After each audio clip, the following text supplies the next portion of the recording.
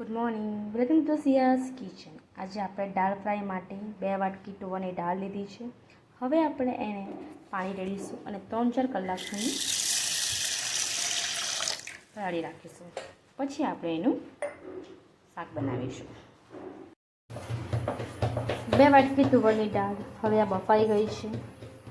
હવે આપણે એને અલગથી ડ્રમસ્ટિક પણ બોઇલ કરવા મૂકી છે. ઓનિયન કટ કરી નાખ્યું છે, ટોમેટો કટ કરી નાખ્યું છે, ginger garlic and chilli paste and only garlic. હવે આપણે એની અંદર ઓઇલ એડ કરીએ છીએ. હવે આ ઓઇલને થોડું ગરમ થવા દઈએ.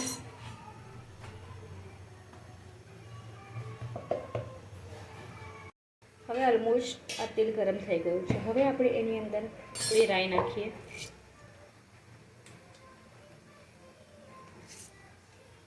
એક ચમચી જીરું એડ કરીએ.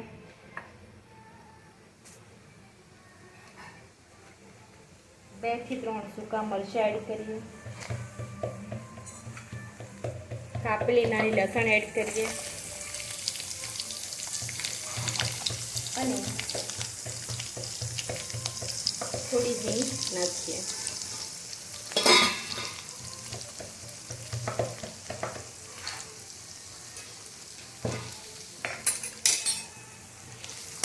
હવે એમાં આપણે હલ્દી એડ કરી દઈએ, 1 ચમચી જેટલી. હવે પહેલાં આપણે એની અંદર ઓનિયનને સાતરી દઈએ.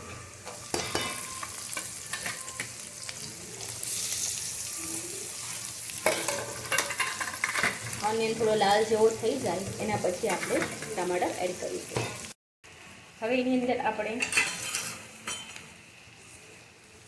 આદુ લસણની અને મરચુંની પેસ્ટ નાખી દઈએ.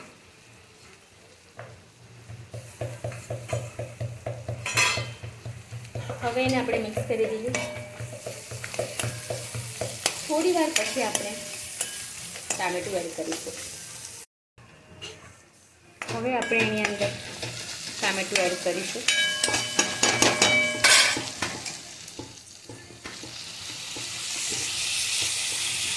ટામેટું અને કાંદો એકદમ ચડી જાય પછી એમાં આપણે તુવેરની દાળ એડ કરીશું અને ડ્રમસ્ટિક એડ કરીશું.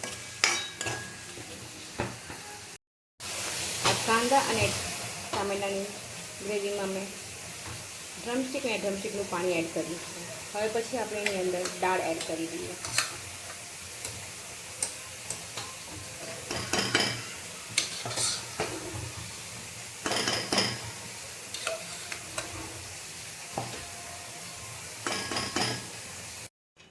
હવે આ દાળ ઓલમોસ્ટ મિક્સ થઈ ગઈ છે.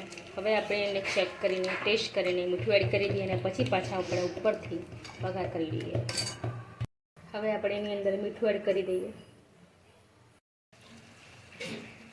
હવે ઉપરથી વઘાર કરી નાખીએ.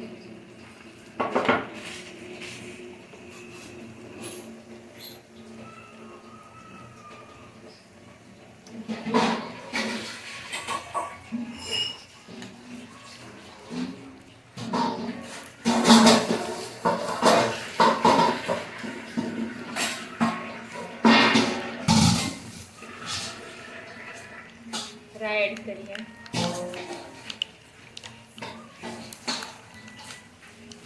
બે ચમચી જીરું,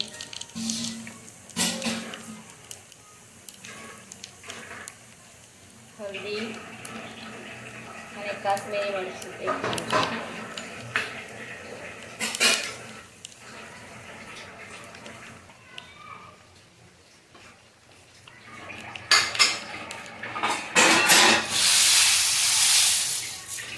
હવે આ દાળ ફ્રાય ઓલમોસ્ટ રેડી થઈ ગઈ છે. ઉપરથી ખાલી ધાણા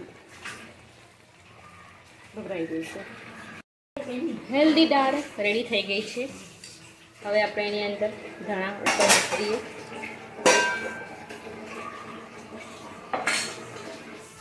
આ આખી દાળ બનાવવા માટે મેં 2 વાટકી તુવેર દાળ, 250 ગ્રામ ડ્રમસ્ટિક, 2 ટામેટાં, 2 કાંદા, 2 ચમચી લાલ મરચું, 2 ચમચી મીઠું, 1 ચમચી હલ્દી, 2 મરચાં લીલા અને થોડું આદુ ને લસણનો વપરાશ કર્યો છે. Thank you so much. મારી આ ચેનલને લાઈક કરો, સબસ્ક્રાઈબ કરો અને શેર કરો. આવનારા નવા વિડીયોમાં પાછા મળીશું.